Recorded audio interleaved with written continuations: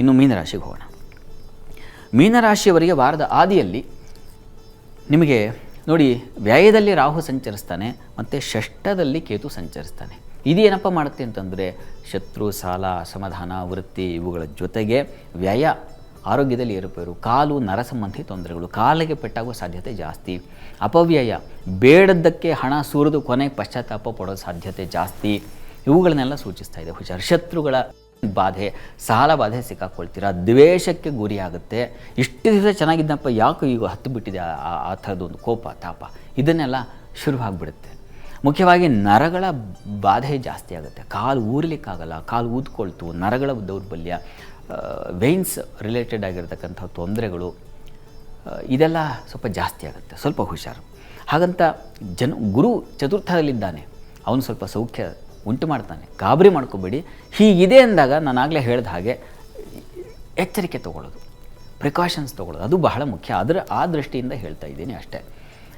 ಉಳಿದ ಹಾಗೆ ಚಂದ್ರನ ಸಂಚಾರ ಕೂಡ ಸ್ವಲ್ಪ ವಾರದ ಆದಿಯಲ್ಲಿ ಸ್ವಲ್ಪ ವೀಕ್ ಆಗಿದೆ, ಸ್ವಲ್ಪ ಹೆಚ್ಚು ವ್ಯಯ ಮಾಡ್ಕೊಳ್ತೇವೆ. ಸ್ತ್ರೀಯರಿಗೆ ಹೆಚ್ಚಿನ ವ್ಯಯ ಸೂಚಿಸ್ತಾ ಇದೆ, ಹುಷಾರು.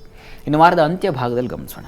ವಾರಾಂತ್ಯದಲ್ಲಿ ಸ್ವಲ್ಪ ಟೆನ್ಷನ್ ಮಾಡ್ಕೊಳ್ತೀರಾ, ಸ್ತ್ರೀಯರಿಗೆ ಹೆಚ್ಚಿನ ಒತ್ತಡ ಉಂಟಾಗೋ ಸಾಧ್ಯತೆ ಇದೆ. ಸಹೋದರ ಸಹಕಾರ ಚೆನ್ನಾಗಿದೆ, ಮಕ್ಕಳಿಂದ ಸಹಕಾರ ಸಿಗುತ್ತೆ, ಯೋಚನೆ ಮಾಡಬೇಡಿ. ಬುದ್ಧಿ ಚುರುಕಾಗುತ್ತೆ. ವ್ಯಾಪಾರಿಗಳಿಗೂ ಅಷ್ಟೇ ಅನುಕೂಲಕರ ವಾತಾವರಣ ಇದೆ, ಮಕ್ಕಳಿಂದ ಸಮಾಧಾನ ಸಿಗುತ್ತೆ. ಸಹೋದರ ಸಹಕಾರ ತುಂಬ ಚೆನ್ನಾಗಿದೆ. ಸೇವಕರು, ಸಹಾಯಕರು ಇಂಥವರಿಂದ ನಿಮಗೆ ಹೆಲ್ಪ್ ತುಂಬ, ನನಗೆ ಟೈಮಿಗೆ ಹೆಲ್ಪ್ ಆಗೋದಿದೆಯಲ್ಲ ಅದು ತುಂಬ ದೊಡ್ಡದು, ಅಂಥದ್ದೊಂದು ಹೆಲ್ಪ್ ಸಿಗುತ್ತೆ. ಈ ಥರದ್ದೆಲ್ಲ ತುಂಬ ಚೆನ್ನಾಗೇ ಇದೆ, ಆತಂಕ ಬೇಡ. ಪ್ರಾರ್ಥನೆಗೆ ನೀವು ಕೂಡ ನಾಗ ಕವಚ ಹೇಳ್ಕೊಳ್ಳಿ, ನಾಗ ಸನ್ನಿಧಾನಕ್ಕೆ ಹೋಗಿ ಬನ್ನಿ, ನಾಗನಿಗೆ ಅಭಿಷೇಕ, ಪಂಚಾಮೃತ ಅಭಿಷೇಕ ಮಾಡಿಸಿ, ಇದೆಲ್ಲ ತುಂಬ ಸಹಾಯವಾಗುತ್ತೆ. ಮತ್ತು ಗಣಪತಿ, ಗಣಪತಿ ಎರಡರ ಪ್ರಾರ್ಥನೆ ಎಲ್ಲ ರಾಶಿಯವರು ಆಲ್ಮೋಸ್ಟ್ ಮಾಡಿದ್ರೆ ಒಳ್ಳೆಯದು. ಆಯಾ ಗ್ರಹಗಳು ಸ್ವಲ್ಪ ತೊಂದರೆ ಮಾಡುವಾಗ ಆಯಾ ದೇವತೆಗಳ ಆರಾಧನೆ ಮಾಡೋದು ತುಂಬ ಉತ್ಕೃಷ್ಟವಾದ ಫಲ ಕೊಡುತ್ತೆ. ನಂಬಿಕೆ ಇಟ್ಕೊಳ್ಳಿ, ಹೆಚ್ಚು ತಲೆ ಕೆಡಿಸ್ಕೋಬೇಡಿ. ಮುಖ್ಯವಾಗಿ ದಶಾಭುಕ್ತಿ ಬಹಳ ಮುಖ್ಯ. ನನಗೆ ಇಷ್ಟು ಕಾಲ ಹೇಳಿದ್ದು ಏನೋ ತಲೆ ಮೇಲೆ ಹೊತ್ಕೋಬೇಡಿ. ಅದರಿಂದ ಆಗುವಂಥದ್ದಕ್ಕೆ ಪರಿಹಾರ ಏನು, ಅದನ್ನು ಮಾಡಿಕೊಂಡ್ರೆ ಎಷ್ಟೋ ರಿಲೀಫ್ ಆಗುತ್ತೆ. ಮುಖ್ಯವಾಗಿ ಗುರು, ಶನಿಯರೆಲ್ಲ ಇರ್ತಾರೆ, ನಿಮ್ಮ ಜಾತಕದಲ್ಲೂ ಇರಬಹುದು.